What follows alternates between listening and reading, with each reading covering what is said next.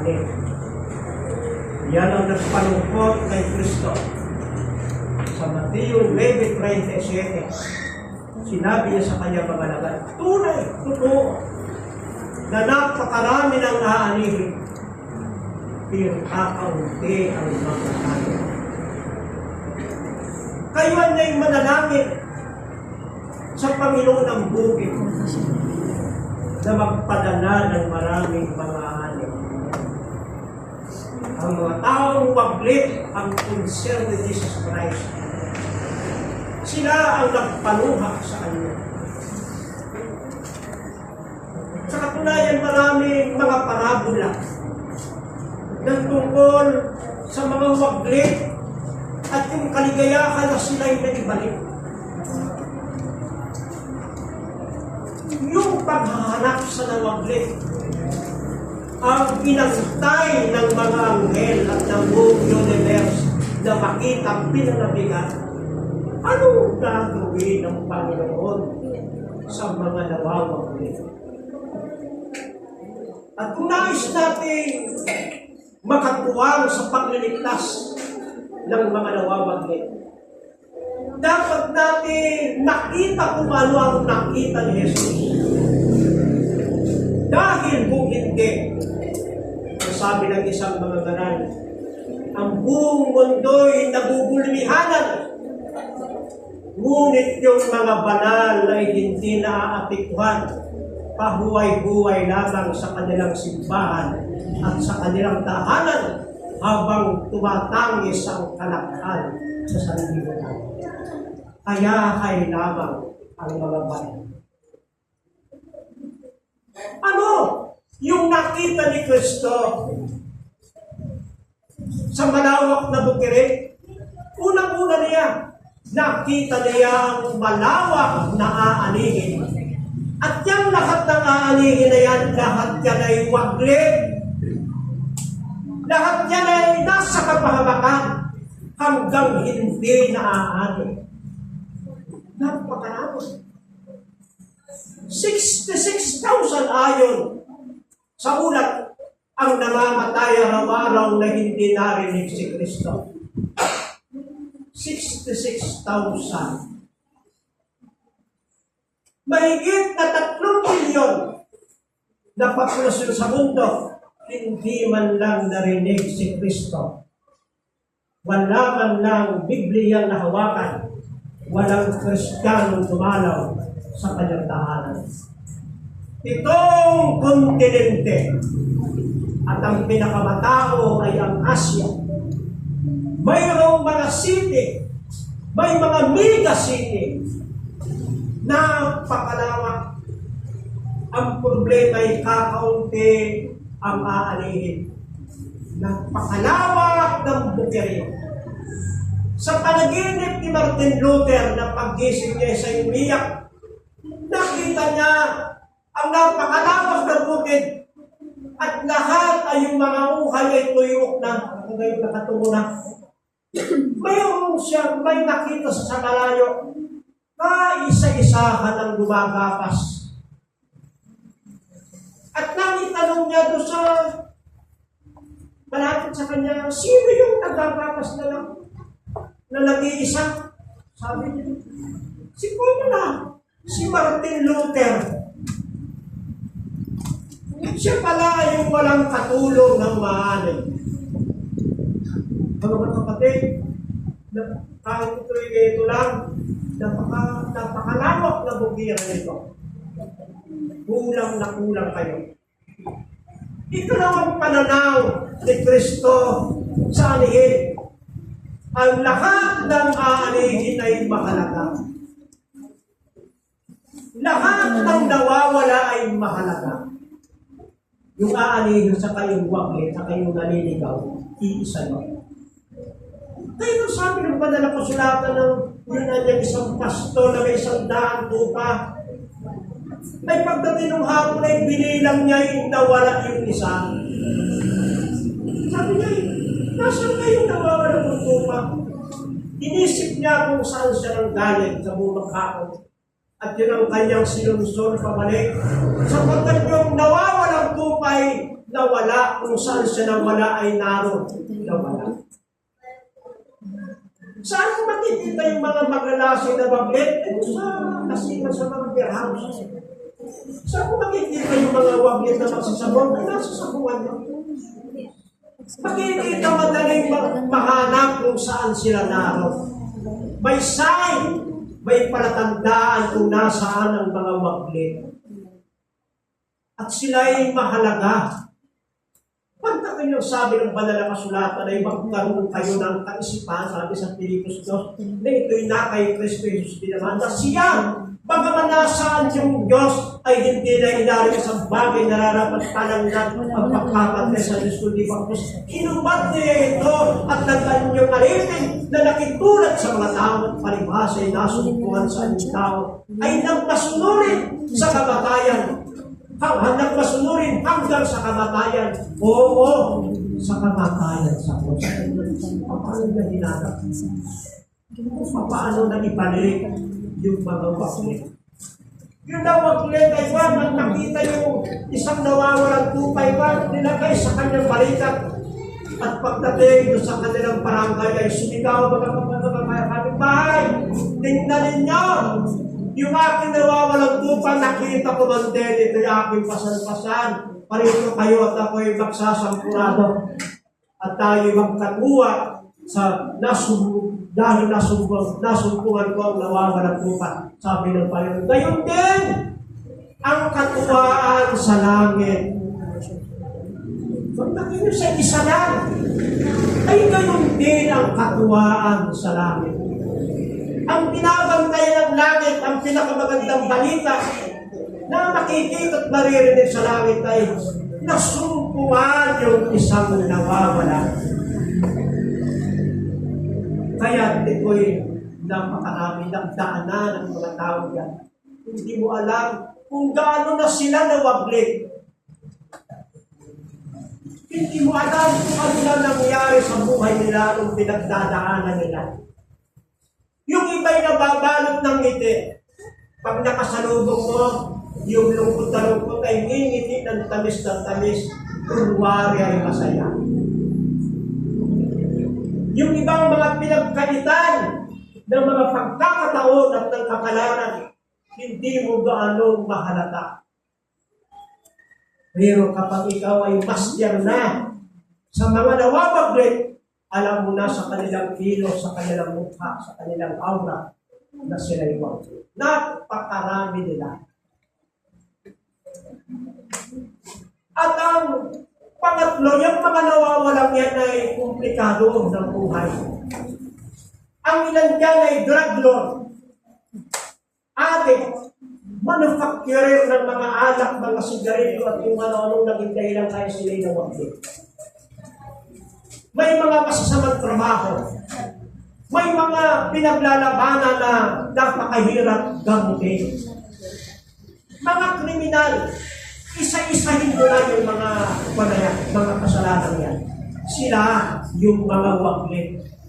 At kung paano mo yan aagawin sa kamay ni Satanas, nakayapos na si kay Satanas, at nakayapos ni si Satanas, mahirap mapuknat.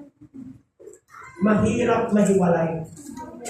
May mga ilan dyan nakipagtipanas sa kamatayan. Paano mawawala ng bisa yung pakipagtipan sa kamatayan? Napakalaking science. Napakalaking trabaho. Ito mga kapatid, bago mailigtas ang isa, ay nagtulong-tulong. Mayroong children's ministry, may women's ministry, may Sabbath school, may kung ano-ano pang mga departamento yan. Nagtulong-tulong na para mailigtas ang isa. Sabi, hindi ba kanya yan ay isang kahoy na inagaw sa dupo? Nasusunog na, umuusok na ng itay, dumating at inagaw mo. Nakatag-agawang ka kay Satanas para magpasunog. Mga kapatid, napakakomplikado niya sa akin ni Ellen White, ang science of salvation, ang pinakamataas na science. Paano mo babago aagawin ang pansin ng isang taong nasisiyahan na sa kasalanan. Na siya'y nahuhumaling na sa pita ng lamang, pita ng mata, kapalaluan sa buhay. Paano mo yan ihahati sa amin? Bayaran mo. Ang sunod, ang mga aalihin niya ay madaling masira. Kung kayo naglalakad na may mga product ng mga isda, ano nakalagay ko sa container sa black? Kiris sa bulbot. Ikuan niya mga madaling masira. Dapat ay nakaabot sa palengke, sa kaiwas, kaya yun ay pinaka-harvest ay hapon pa lamang at gabi ay binabiyahe. Dahil pagdakulang ng butas, yan ay nalalanta, nawawala ng value. Mga po, madaling masira. Yan ay nariyan ngayon, bukas ay wala na. Magtataka ka, nakausap ko pa ng isang araw eh. Ay, kailan naman tayo, kailan nilibig? Kanina ko, hindi ko wala. Yan ay, pupuntahan ko eh. Tingnan nyo. Kaya si Kristo, laging palis. Ang walay, kumayo kayo. Ang mga Kristiyano ay laging palis. Laging may pupuntahan. Dahil nakikipag-awgawan tayo sa pagkakataon at sa kamatayan. Ngayon ay pwede pa ay nag-asawa na ay hindi na-ari. Hindi na pwedeng dalawin. Mahigpit yung biyanan. Mahigpit yung asawa. Kaya yung pagkakataon, kung kailan dumating yun, sabi ni Nicolay, samantalahin ninyo ang panahon. Ipangaral ang salita sa kapanahunan at hindi kapanahunan. Samantalahin. Dahil baka hindi dumating sa tatakdang oras. Ang mabuting balita ay mabuti lang pag dumating sa tamang panahon. Mabuti yan.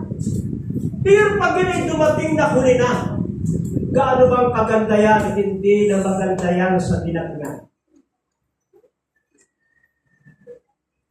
Ay, uliyanin na. Ay, ano pang kabuhan niya magandang balita na yung uliyanin na? Tingin na. Ay, ano pang ganyan? Ano pa? Nakahanay na sa dita. Ay, paano pa yung magandang balita niya? Kaya, si Dwight Moody nung kanyang kapanahunan, nung panahon yun ay walang microphone. Ang sermon ng unang panahon, ang pinakamaiksi 4 na oras. Yung panahon, wala pang radyo, wala pang telebisyon. Yung mga ngaral ay wala namang napapanood sa bahay-bahay. Yung mga tao ay timbunan sa mga ngaral. Ay kahit maraming nanunood, daang libo sa mga sipin. Walang microphone, ang mga tao nun ay sinasana yung kanilang dayon yung kanilang tiyan para yung kanilang boses ay mapakinggan ng 20,000 tao. Si Dr. Larson sa PUC ay nagtuturo ng malakas na boses. Ay nakikita ko yung mga estudyante niya, tinuturuan ko sa swimming pool. Hanggang dito, para yung boses ay malakas, malayo ang pag-ubig.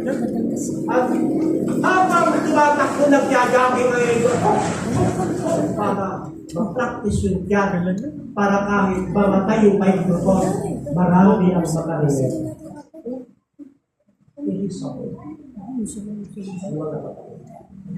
Kaya, ay nahuli na. Nang tayo luluha mga kapatid. Lalo pagdating sa langit, pag tayo mismo yung magre-review ng pangalan yun nung hindi ligtas, at yung pala'y nagkataong pwede nating ma-influensyahan, habang tinitingnan natin ang kanyang mga record, hahabulhul tayo sapagkat ang mabuting balita ay hindi niya narinig. hindi nakarating sa kanya na huli ng dating ang magandang balita. Kaya sabi sa Isayas, wala niyang gandang masdan ng mga paa nang naghahatid ng magandang balita. Ang napansin na yung paa. Yung paa ang maganda niya.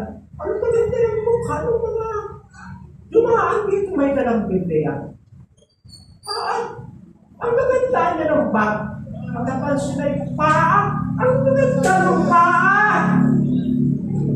Ng mga nagdadala ng magandang balita. Sapagat ang magandang balita ay dapat dalhin. Dapat ikaw ay humayo. Dapat ikaw ay umalis. Dapat ay puntahan mo. Dapat ikaw ay lalakad. Sapagat pag hindi ka lalakad, pag hindi ka alis, hindi mo madadala ang magandang balita. Ang magandang balita ay pwede rin sa online, sa cellphone, sa gadget. Pero walang substitute na ma-encounter mo mismo yung dadalahan mo ng magandang balita. Ay, sabi sa Roma 10, ay ang lahat kanyang tatawag sa pangalan ng Panginoon maniligtas. Pero sabi nung sunod na talata, paano sila tatawag kung hindi nila narinig? Ay, paano nila maririnig kung walang tagapangaral? Pakahirap lang. Gustong-gusto mong makarinig. Paano sila niyan? Paano na sila sasampalataya pala kung walang nangaral? Paano silang makikinig kung walang nagsalita? Magpakahirap na lang. Ay, sino? Sino yung magiging ahinsya? Ay, paano naman silang aalis kung hindi sila sinugo? Ay, dapat mayroong iglesyang maki-encourage. Ikaw ay sinusugo namin pinatungan ng kamay. Ay, walang sinugo. Ay, yung mga tupay dumadaing, walang nakarating. Yung magandang balita ay hindi narinig. Ay, ang ganda matinangawin. Pinig niya. Ate mo ito. Pinig niya ay pakinggan na sumisigaw sa ilang. Hinahanap ang naligaw upang maglit sa tahanan. Akayin, mga tupang naliligaw. Akayin, sa kay Jesus naman. Alam kayo, pag kayo'y hahayo at magdala ng magandang balita, may mga kasamahan tayong anghel. Kuminsan, nakikita ng ating pupuntahan. Dahil ang gustong-gusto ng langit ay ang mga gawain ng pagliligtas. Pag ang pinag-uusapan sa iglesia ay gawain ng pagliligtas, punong-puno ang simbahan ng mga anghel, nakatuwang pa yung iba sa bintana. Tinitingnan hangang-hanga sa ating mga parukala ng pagliligtas. Sabi ni-invite ang lahat ng Kristiyano isnilang sa mundo para misyonero. Sabi ni Charles Spurgeon, dalawa lang ang Kristiyano. Yung isa ay misyonary at yung isa ay impostor. Yung isa ay huwag, yung isa ay kaaway. Yung isa ay antikristo. Ang tunay na misyonary, katulong, katuwang sa paglilingkod. Alam nyo, mayroong si Oscar Sedler. Ito yung isang German na nung panahon ng Holocaust, ang Holocaust ay yung karanihang pagpatay sa mga Hudyo.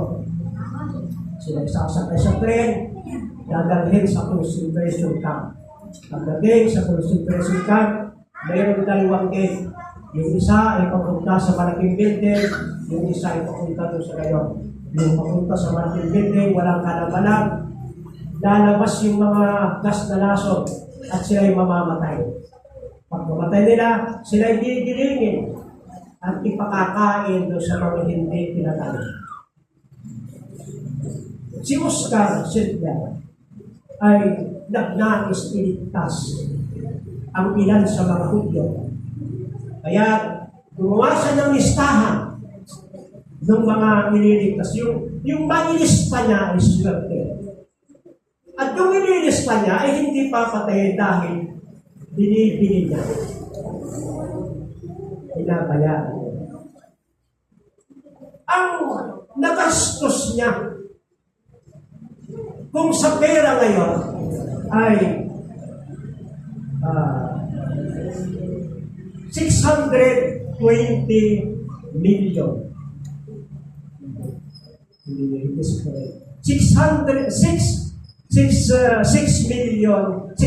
6 million 5 mahigit na 6 na million yung kanyang binayaran.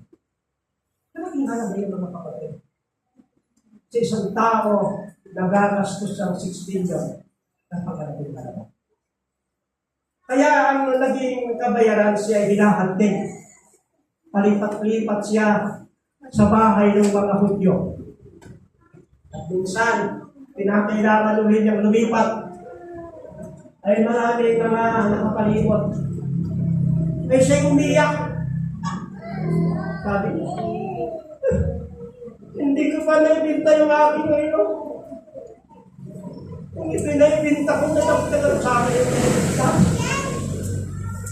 Umiyak din ba? Isa ang nabibili. At kung siya isasakay na sa kanyang kutsi, nagpalakas yung kanyang iyak. Pinaibinta ka ang kutsi nito. Nadagdagan sana ang aking nailigtas.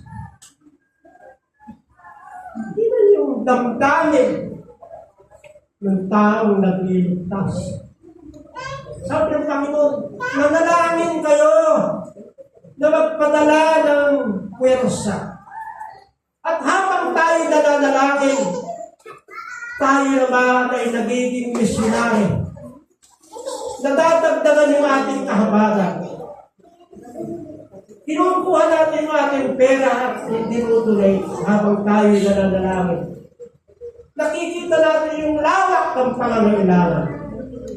Sabi ng Panginoon, manalangin kayo na magpadala ng mga ani. At habang tayo nanalangin at dumating na yung mga ani, tayo naman ang susuporta.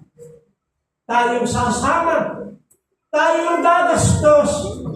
Dahil madadagdagan ang ating pagmamalasakit sa walit. Kaya, may mga bahagi tayong gagampanan.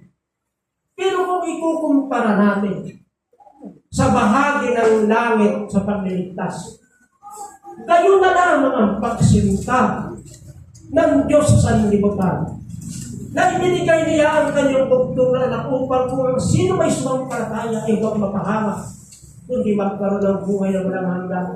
Sa mga ibagay, ang Diyos kay Kristo sa cross ay pinapakipagkasundang sanlibutan sa kanya rin na hindi binilang sa kanila ang kanilang mga kasalanan at ipinagkatiwala sa atin,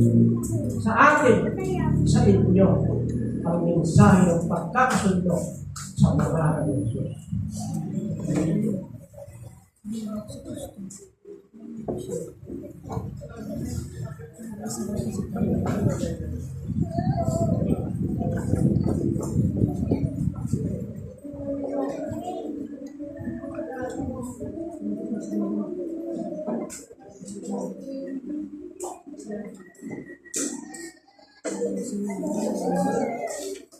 Bilang tulad po sa mga mensahe, ating pong itayo ang nasa may bilang 244, 244, 2 tinig niya ay